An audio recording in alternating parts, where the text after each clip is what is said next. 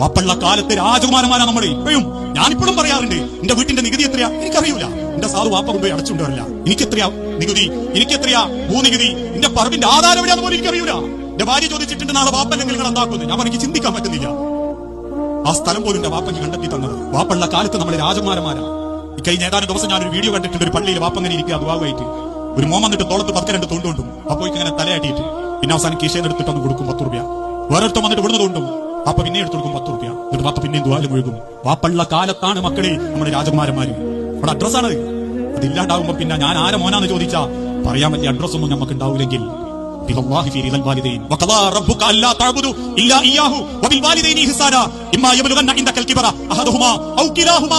എടുത്തെടുത്ത് പറയാണ്, ഒന്നുകിൽ വാപ്പ ആദ്യം പോയിട്ട് ഉമ്മ ഒറ്റക്കായിട്ടുണ്ടാകും, അല്ലെങ്കിൽ ഉമ്മ പോയിട്ട് വാപ്പ ഒറ്റക്കായിട്ടുണ്ടാകും.